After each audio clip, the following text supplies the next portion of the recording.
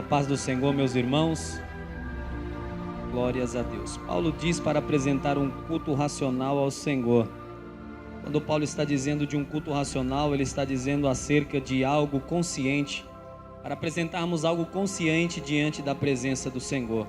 E quando a Bíblia diz que a boca fala daquilo que o coração está cheio, nós entendemos que se o seu coração está cheio de alegria, de gratidão a Deus, por esta oportunidade que com saúde e com comunhão, estamos unidos aqui nesta noite para louvar e engrandecer a Ele, nós estamos muito desanimados. E eu quero novamente cumprimentar os irmãos com a paz do Senhor Jesus, amém? Glórias a Deus, está vendo? Sempre dá para fazer o melhor para Jesus. Quero convidar os irmãos a abrir as vossas Bíblias, segunda carta de Paulo à igreja de Coríntios, capítulo de número 4 e versículo de número 17. Segunda carta de Paulo aos Coríntios, capítulo de número 4 e versículo de número 17. Quero louvar a Deus, ao pastor Valadares, a esta oportunidade. Quero também trazer a saudação e também junto agradecer a Deus pela vida do meu pastor, pastor Jonas Santos, ali da Assembleia de Deus Belém de Presidente Venceslau, ali na divisa com Mato Grosso do Sul. Louvar a Deus também a vida da minha esposa que me acompanha, a irmã Angeline, ao meu amigo Fernando Galdino, que Deus abençoe, pastor, um grande irmão, um grande amigo que Deus tem colocado em nossas vidas. E há também aos pastores que estão à minha retaguarda, aos amigos que podemos aqui nesta oportunidade fazer amizade, pastor Maicon Rosa, pastor Fabiano Éder, pastor Juliano Fagundes, que Deus abençoe a vida de cada um. Os irmãos acharam, diga amém? Porque a nossa leve e momentânea tribulação em tudo produz para nós um peso eterno de glória acima de toda comparação.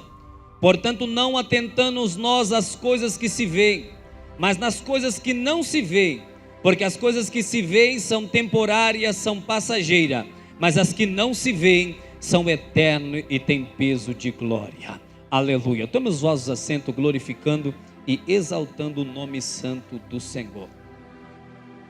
Irmãos, eu quero trazer aqui uma palavra missionária às nossas vidas, aquilo que Deus tem ministrado e já tem conduzido ao decorrer deste congresso.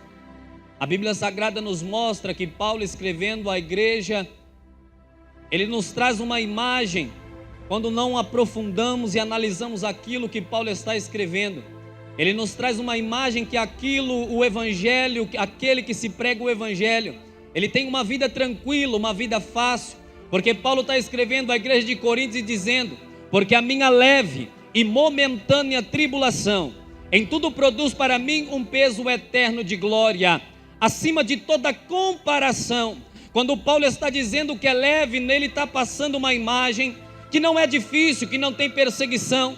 Mas quando nós olhamos para a história de Paulo, ainda quando criança, a Bíblia diz que Saulo cresce aos pés do doutor Gamaliel. É bem verdade que Saulo ele tinha oportunidade, porque Saulo já estava envolvido em uma estratégia, em um chamado do Senhor. A Bíblia diz que quando ele cresce aos pés de Gamaliel, um doutor conhecido e renomado, um doutor que situava em Jerusalém. Quando nós conhecemos Saulo como Saulo da cidade de Tarso, e nós entendemos que Saulo ele cresce aos pés do doutor Gamaliel, nós podemos compreender que Saulo fora enviado a Jerusalém, ou seja, Saulo teve oportunidade de aprender, Saulo teve oportunidade de estudar. A Bíblia Sagrada vai dizer que Saulo, em uma de suas cartas, ele diz que entre os da minha idade era eu de destaque. A Bíblia Sagrada vai nos mostrar que quem sabe Saulo teve as melhores notas em sua faculdade, quem sabe em seu estudo Saulo, ele era o que se destacava, quem sabe Saulo influenciava a moda na sua idade, quem sabe os ministros queriam andar como Saulo, quem sabe os jovens queriam se vestir como Saulo. Mas a Bíblia Sagrada vai dizer que chega-se o tempo da sua formatura, quem sabe Saulo ganhou um anel de formatura, quem sabe Saulo ganhou um canudo de formatura, mas a Bíblia diz que quando ele se forma, ele não se torna um grande evangelista. Quando Saulo se forma, Saulo não se torna um grande missionário, mas quando Saulo se forma, torna-se Saulo, perseguidor do evangelho. Jesus me trouxe aqui nesta noite para te dizer: a unção ainda faz a diferença, a presença de Deus ainda faz a diferença. Quem tem a presença, quem tem a presença, quem tem a presença, joga a mão para cima, abre a tua boca e adora.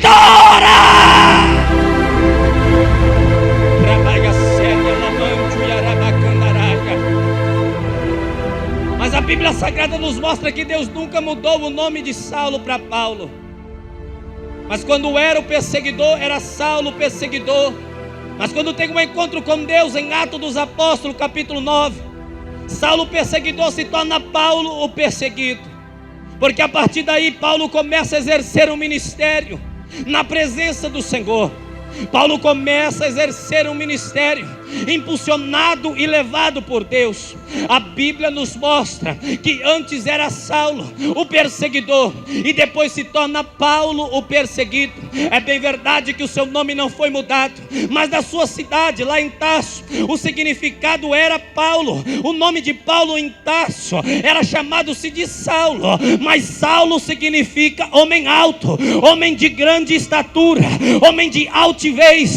Mas Paulo significa homem pequeno, homem de baixa estatura. Observe que chamar Deus até chama homem grande, mas usar Deus só usa os pequenos. Então se você está de nariz empinado, trata de baixar a crista. Chamar Deus chama homem grande, mas usar Deus só usa os pequenos. Começa a descer, começa a descer, começa a descer, começa a rapacandaramana.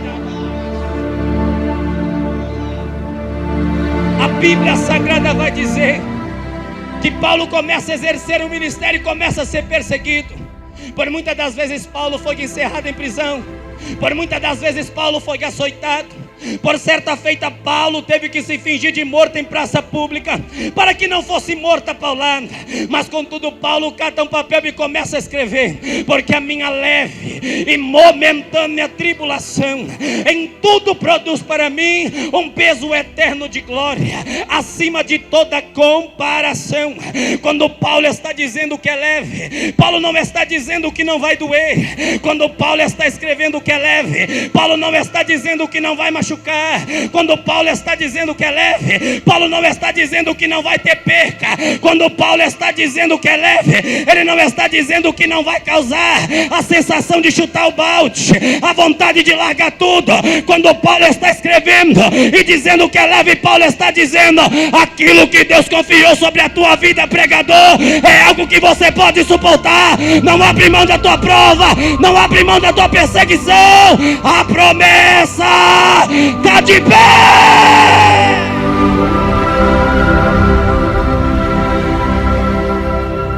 Mas Paulo continua escrevendo e dizendo: porque a minha leve e momentânea tribulação. Quando Paulo está dizendo que é momentânea, ele está dizendo: ela tem um começo, ela tem um meio, mas ela tem que ter um fim. A prova pode ter chegado, a dificuldade pode ter passado no teu lar, mas ela tem um começo, ela tem que ter um meio, e vai chegar o fim nesta noite, porque a promessa de Deus está descendo sobre a tua vida. É noite de viver nova história, é noite de viver um novo tempo de Deus para a tua vida, porque Paulo está dizendo: porque a minha leve e momentânea tribulação em tudo produz para mim um peso eterno de glória, acima de toda comparação.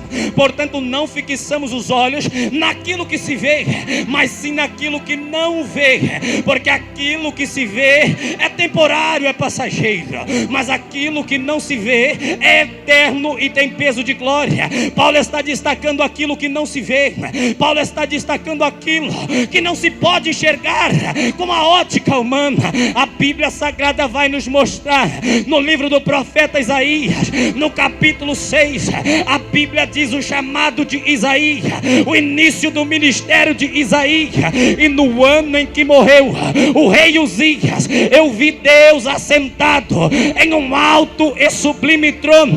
Aleluia. Os serafins estavam acima dele, com duas asas cobriam o seu rosto, com duas cobriam os pés, com duas voavam e dizendo: Santo, Santo, Santo, Santo. Quando nós entendemos, Galdino, que Isaías era um profeta messiânico, profeta que profetizava as mais belas promessas, as mais belas profecias acerca daquele que haveria de vir para levar o meu e o teu pecado.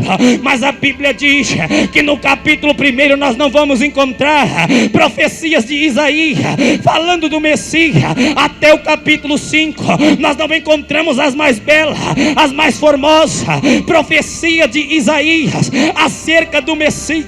Lembrando que não era somente por Isaías que manifestava-se a notícia que Cristo viria. Nós vemos no Antigo Testamento, por meio da teofania, por meio da tipologia, a Bíblia Sagrada nos mostrando que Jesus haveria de vir para sarar o meu e o teu pecado. Lembramos que em Ezequiel 37 a Bíblia Sagrada diz que o Espírito do Senhor envolveu Ezequiel, o levou em um vale de ossos sequíssimos. E a Bíblia nos chama atenção, porque ela põe uma vírgula, porque quando Ezequiel ele chega sobre o vale, ele se depara com aquele cemitério, ele se depara com aquela sequidão, ele se depara com a falta de esperança, ele se depara com a falta de vida. Ezequiel para, Ezequiel estagna naquele momento. Ezequiel olha para a dificuldade e para, porque é normal, quando a dificuldade chega, nós queremos parar, quando a dificuldade chega, nós queremos desistir, mas a Bíblia diz: e então o Espírito do Senhor o fez andar. Você não está aqui porque é bom, você não está aqui porque prega bonito, você está aqui porque Deus te fez andar, o Espírito te fez andar, o Espírito te fez. Quem acredita? Quem acredita? Quem acredita?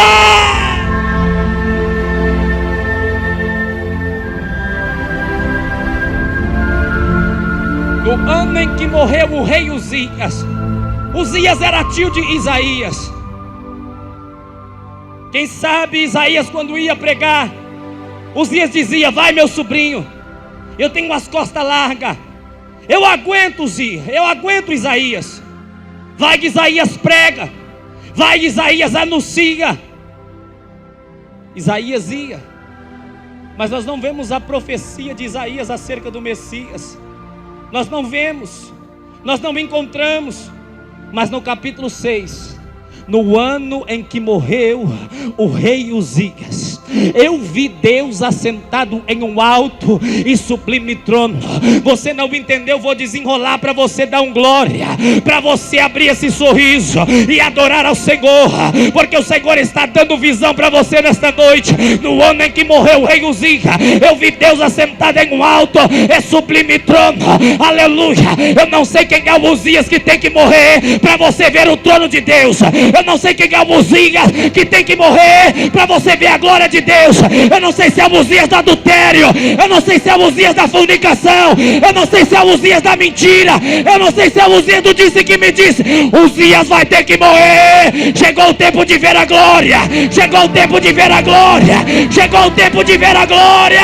Chegou!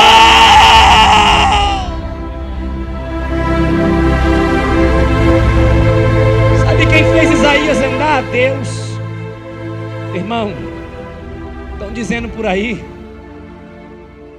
que enquanto você era jovem, eles investiram no seu ministério. Estão dizendo por aí que agora você veste um terno bonito e não dá moral para ninguém. Estão dizendo que você ficou metido. Estão dizendo que agora com o carro que você anda, você está se achando, que foi eles que te fez andar, que foi eles que te fez caminhar, que foi eles quem te fez prosperar. Ei, irmão, eu tenho uma notícia do céu para você nessa noite. Uzias vai ter que morrer. Chegou o tempo de ver a glória. Quem te fez andar foi Deus, quem te fez caminhar foi Deus, quem te trouxe aqui foi Deus.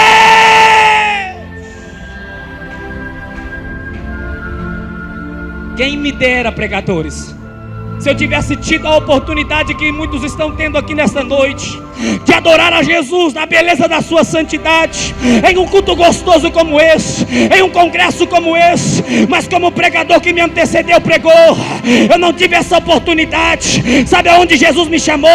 Atrás de uma penitenciária de segurança máxima, liderada pela seita satânica. Um dia à tarde, eu pregando a palavra, o líder da seita satânica me chamou, me levou para o fundo do raio, ele mais 40 pessoas, e começou a dizer: você sabe o que você está fazendo? Você sabe o que você está falando? Você sabe o que você está gritando aí para o povo? Eu olhei para ele: não, você pode me dizer? Ele disse: quem manda nessa cadeia é o capeta, é o Exu Caveira, é o Zé Pilintra. De repente eu tive a primeira experiência com Deus. O Espírito me visitou e falou comigo.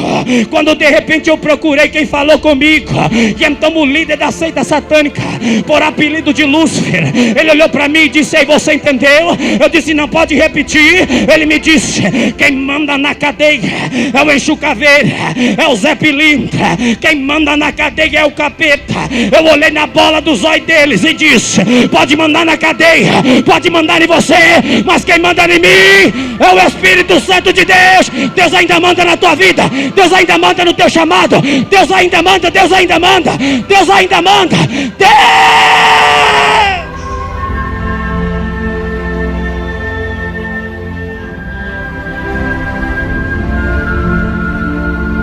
Passaram-se alguns dias e eu voltei a pregar a palavra no banho de sol. 3 celas da igreja, 250 celas da seita satânica.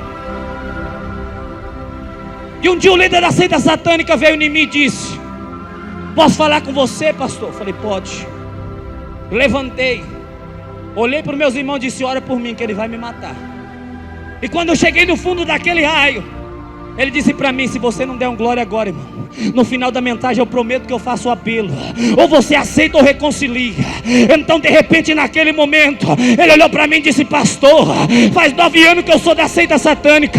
Eu já cortei o dedo, eu já cortei o pulso, eu já bebi sangue, eu já fiz boneco de voodoo para o inimigo matar os crentes. Mas de repente então o inimigo desce em terra, vai lá na igreja matar os crentes. Do mesmo jeito que ele vai, ele volta e diz assim: escolhe outro povo, aquele povo lá não dá não, está escrito de fogo no peito deles, propriedade de Cristo. Você é propriedade dele, você é escolhido dele, você é promessa dele. Quem te faz andar é Deus, é Deus, é Deus.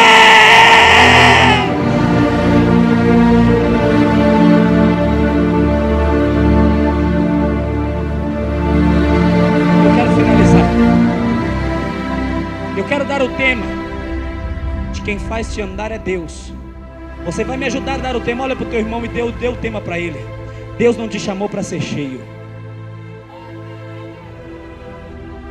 Olha para ele e diz com autoridade: Deus não te chamou para ser cheio. A Bíblia diz que Deus não está preocupado com aquilo que se vê. Aquilo que se vê é temporário, é passageiro, mas aquilo que não se vê é eterno e tem peso de glória.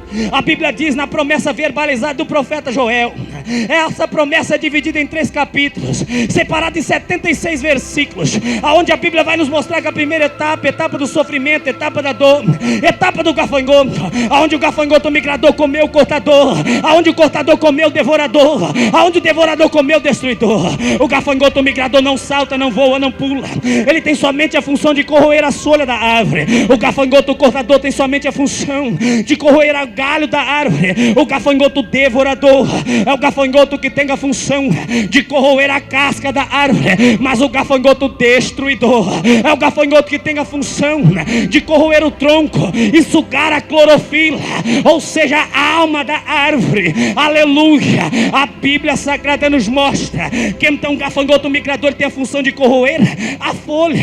Sabe o que chama a atenção da árvore? É a folha. Sabe como sabemos a marca Que raça que é essa árvore? Que árvore é se é rosa, como é que é o nome de flor?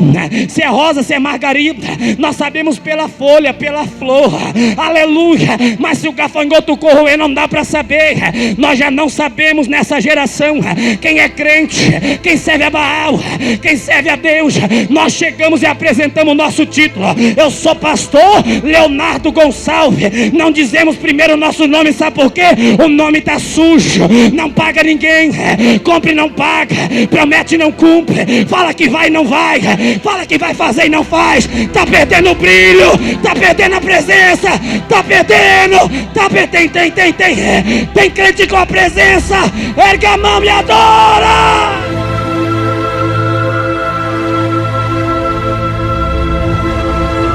Perdeu a folha, perdeu a proteção. O cortador chegou, Fernando. O cortador chegou. Ele correu a ponta do galho. A árvore perdeu um lado, o galho está corroído. Começa a crescer torta. Começa a crescer de lado. O primeiro vento forte que vir vai cair, está torta. Não tem alicerce, não tem ninguém segurando. Sabe que árvore é essa? É a árvore que veio desde a segunda-feira no congresso. Mas quando os pregadores foram embora, vão deixar o pastor na mão. Não vão vir no culto de escola bíblica dominical. Não vão vir no culto de ensino. Não vão vir no culto de oração.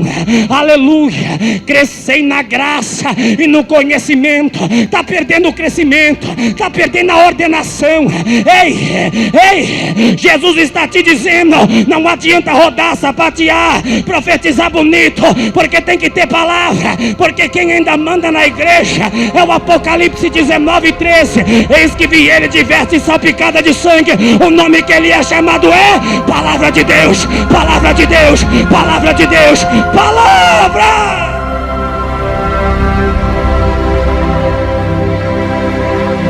O gafanhoto devorador é o gafanhoto que tem a função de corroer a casca da árvore. Crentes que têm perdido a casca, anda como quer, fala como quer, se veste como quer. Não tem mais proteção, não tem mais o Espírito. E quem faz andar é o Espírito. Quem faz vencer o Espírito. Quem faz saltar o Espírito. Quem faz chegar o Espírito. Quem faz caminhar o Espírito. Quem faz vencer o Espírito.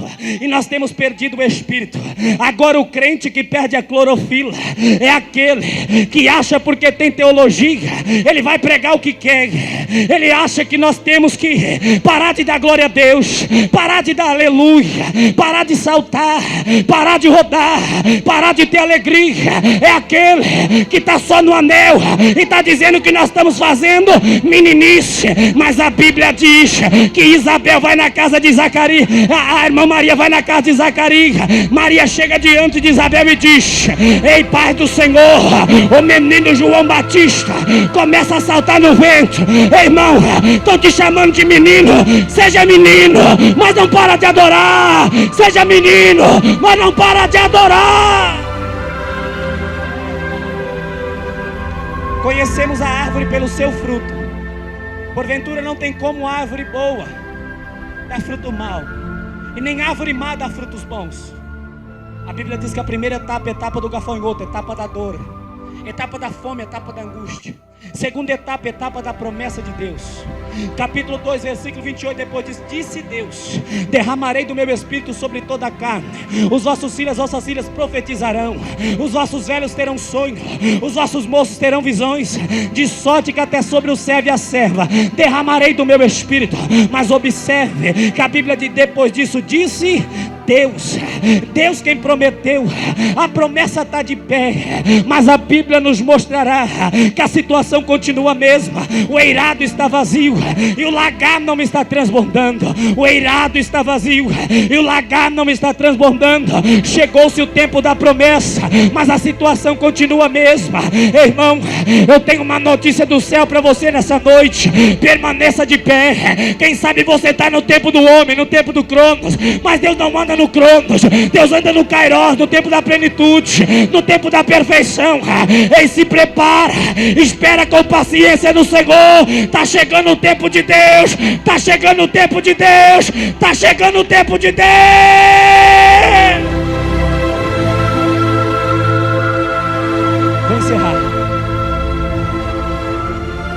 Mas a mais importante, não aconteceu nada. Mas para mim a segunda etapa é a mais importante. Sabe por quê? Porque o Deus que prometeu, Ele não é filho do homem para que minta, nem filho do mesmo para que se arrependa. Então se Deus prometeu, espera, a promessa vai se cumprir. Mas o que me chama a atenção é a terceira etapa. Aleluia. A Bíblia diz que o povo alcançou a promessa, aleluia, mas a situação continua a mesma. A situação está da mesma forma. Sabe por quê, irmão? A Bíblia diz que o eirado está vazio e o lagar não está transbordando. Quando a Bíblia diz que o eirado está vazio e o lagar não está transbordando, a Bíblia não está dizendo que o lagar não está cheio, está dizendo que o lagar não está transbordando. Entenda comigo, o tema desta mensagem é: Deus não te chamou para ser cheio, mas ser cheio não é pecado, ser cheio não é errado. Não confunda a mensagem do pregador. Ser cheio é bom, ser cheio é gostoso, mas ninguém foi chamado para ser cheio, aleluia, porque quando você é cheio, é só para você. A Bíblia diz que a terceira etapa é: ouve-se a voz gritando, prepara-se a ceifa, prepara-se a foice, a ceifa está pronta, o eirado está cheio e o lagar está transbordando. Deus não te chamou para ser cheio, Deus te chamou para transbordar. Deus não te chamou para ser cheio, Deus te chama. Se coloca de pé, se coloca de pé, se coloca de pé, se coloca de pé. Ser cheio não é pecado, mas Deus está por aqui de crente cheio. É crente cheio mergulhado na fofoca, é crente cheio na rebelião, é crente cheio na fornicação, é crente cheio no adultério, é crente cheio. Ei, Deus não quer saber de crente cheio. Deus te chamou para transbordar. Crente cheio só prega nos gideões, crente cheio só prega em congresso, mas o crente que transborda prega na praça, prega no prostíbulo, prega na boca de fumo. Tem crente que transborda? Tem? Cadê? Erga a tua mão e adora!